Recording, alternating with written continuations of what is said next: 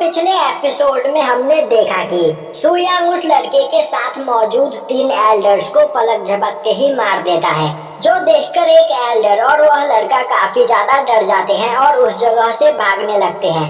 अब वह लड़का डरते हुए भाग रहा होता है और तभी वह अपने साथ एल्डर को लेकर नीचे गिर जाता है। उसी वक्त सुयांग उसके सामने आकर खड़ा हो जाता है और बोलता है कि आखिर तुम डर क्यों रहे हो?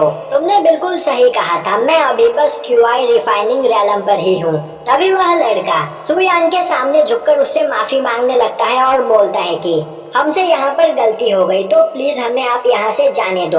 वहीं वह सोच रहा होता है कि एक बार अपने सेक्ट में पहुंचकर मैं वहाँ से अपने सबसे पावरफुल वॉरियर्स यहाँ लेकर आऊंगा और पूरे टियानलान सेक्ट को डिस्ट्रॉय कर दूंगा।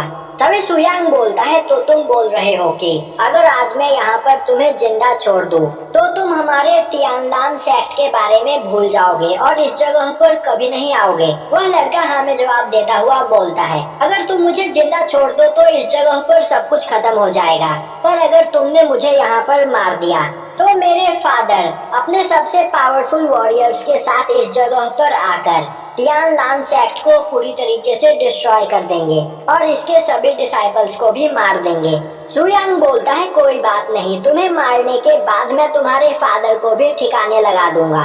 तो अब यहाँ पर मैं तुम्हें एक डरावनी मौत देना चाहता हूँ। जिसके बाद वह उस लड़के को भी मार देता है। अब यह देखकर वहाँ मौजूद एल्डर काफी ज्यादा डर जाता है और सुयांग से माफी मांगने लगता है। तभी सुयांग उसके पास जाता हुआ बोलता है, आखिर तुम्हारी पर्सनैलिटी इतनी जल्दी चेंज कैसे हो गई?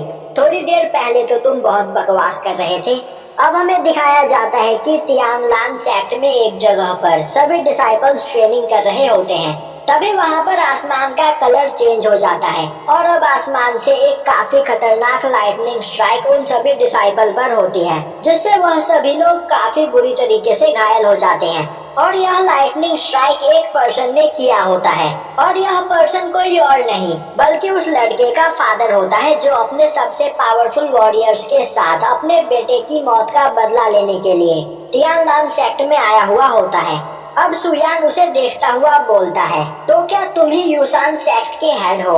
वह पर्सन हाँ में जवाब देता है और बोलता है कि आखिर तुम कौन हो? सुयांग बोलता है, मैं टियानलान सेक्ट का हेड हूँ और तुम्हारे बेटे को मैंने ही इस जगह पर मारा है। अब यह सुनते ही वह पर्सन काफी गुस्से में सुयांग के ऊपर एक काफी पावरफुल स्पिरिट हैंड टेक्निक का यूज करता है, पर सुयांग काफी आसानी से उसके अटैक को डिस्ट्रॉय कर देता है, जो देखकर वह पर्सन काफी हैरान होता है और सोचने लगता है कि यह तो अभी बस क्यूआई रिफाइनिंग रैलम पर ही है, तो आखिर यह मेरा अटैक कैसे रोक सकता है? सुयांग बोलता है, आखिर तुम इतने हैरान क्यों हो रहे हो? क्या यह सभी तुम्हारे सबसे पावरफुल वॉरियर्स हैं? और यह बोलता हुआ वह उस पर्सन के सबसे पावरफुल वॉरियर्स को वहाँ पर मार देता है, जो देखते ही वह पर्सन सुयांग पर अटैक करने के लिए काफी तेजी से आगे बढ़ता है, पर सुयांग अपने एनर्जी प्रेशर से ही उसे दूर फेंक देता है, जो देखकर वह पर्सन काफी हैरान होता है और बोलने लगता है कि आखिर ऐसा कैसे हो सकता है?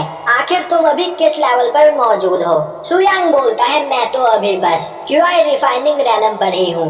यह सुनकर वह पर्सन सोचने लगता है, आखिर ऐसा कैसे हो सकता है? मेरी पावर जिंडांग रैलम की है, पर मैं यहाँ पर एक क्यूआई रिफाइनिंग रैलम के पर्सन को नहीं हरा पा रहा हूँ। जिसके बाद वह एक सिग्नल भेजते हुए अपने यूसान सेक्ट के एंसेस्टर को उस जगह पर बुलाता है। अब वह एंसेस्टर उस जगह पर आकर गुस्से में बोलता है, आखिर किसकी हिम्मत हुई मेरे यूसान सेक्ट के लोगों को परेशान करने की? तभी वह सुयांग को देखता हुआ बोलता है, मेरे दोस्त, मुझे नहीं पता कि आखिर इस जगह पर क्या हुआ है, पर अगर तुम चाहो तो हम इस जगह पर बैठकर बात कर सकते हैं और यह बात तो तुम्हें भी पता होगी कि तुमने हमारा जो नुकसान किया है उसकी तुम्हें भरपाई करनी होगी। तो मैं तुम्हें जान से मारना नहीं चाहता, तो चलो हम बैठकर बात करते हैं। तभी सुयांग बोलता है, मैंने कब कहा कि मैं इस जगह पर बात करना चाहता हूँ? मैं मानता हूँ कि तुम कमजोर हो, तो मेरे पैरों में गिरकर मुझसे माफी मांग लो, मैं तुम्हें जाने दूंगा। यह सुनते ही एंसेस्टर गुस्से में बोलता है, तुम अभी बस क्यूआई रिफाइनिंग रैलम पर हो और इतने बड़े बोल रहे हो, तो अब मरने के लिए तैयार हो जाओ। जिसके बाद वह उस जगह पर एक 7 किलिंग फॉर्मेशन बनाते हुए सुयांग को मारने के लिए तैयार हो जाता है। यह सुनते ही वह पर्सन बोलने लगता है, अब तुम्हारा मरना तय है, क्योंकि यह हमारे सेक्ट का सबसे पावरफुल फॉर्मेशन है और अब तुम्हें यहाँ पर इससे कोई नहीं बचा सकता है। तभी अपने स्वॉर्ड से अटैक करके सुयांग उस पर्सन को मार देता है। अब वह एंसेस्टर सुयांग के हाथ में मौजूद स्वॉर्ड को देखकर काफी ज्यादा परेशान हो जाता है, क्योंकि वह स्वॉर्ड एक डिवाइन ट्रेजर से भी ज्यादा पावरफुल होता है और आज से 10,000 साल पहले ही इस तरह के सभी वेपन्स इस वर्ल्ड से गायब हो गए। वहीं खड़ा सुयांग अपने स्वॉर्ड को देख रहा होता है, जो देखकर एंसेस्टर सोचने लगता है, यह स्वॉर्ड डिवाइन ट्रेजर से भी ज्यादा खतरनाक है, तो आखिर एक क्यूआई रिफाइनिंग रेलम का पर्सन इस स्वॉर्ड का यूज कैसे कर पा रहा है। और अब वह गुस्से में अपनी 7 किलिंग फॉर्मेशन को एक्टिवेट कर देता है। अब उस फॉर्मेशन के अंदर से कई सारे डीमन क्लोन्स बाहर निकलकर सुयांग पर अटैक करने के लिए आगे बढ़ने लगते हैं, पर सुयांग अपने एक ही स्वॉर्ड स्लैश में उन सभी डेमोनिक क्लोन को मारता हुआ एंसेस्टर के शील्ड को तोड़कर उसे भी वहां पर घायल कर देता है। अब एंसेस्टर गुस्से में खड़ा होता हुआ बोलता है, आखिर यह कैसे हो सकता है, एक क्यूआई रिफाइनिंग रेलम का पर्सन मेरे पूरे सेक्ट को कैसे डिस्ट्रॉय कर सकता है, और मैं यहाँ पर एक क्यूआई रिफाइनिंग रेलम के पर्सन से हार नहीं सकता।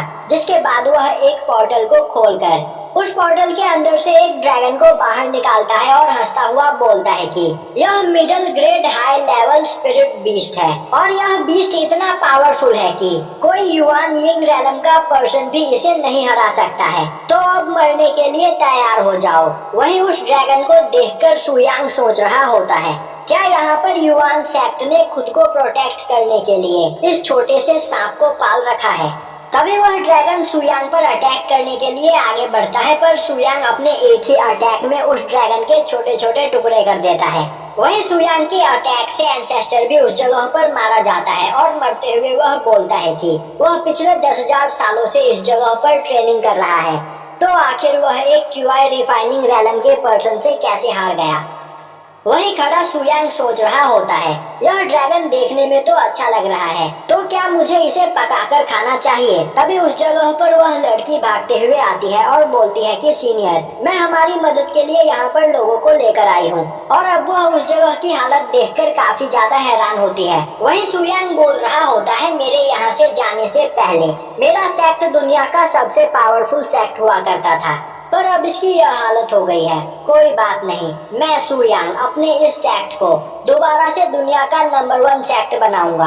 अब सुयांग का नाम सुनते ही वहाँ मौजूद सभी लोग उसके सामने बो डाउन करते हैं और बोलते हैं कि एंसेस्टर, हमें माफ कर दे, हमने आपको पहचाना नहीं। और यहीं पर यह एपिसोड खत्म हो जाता है।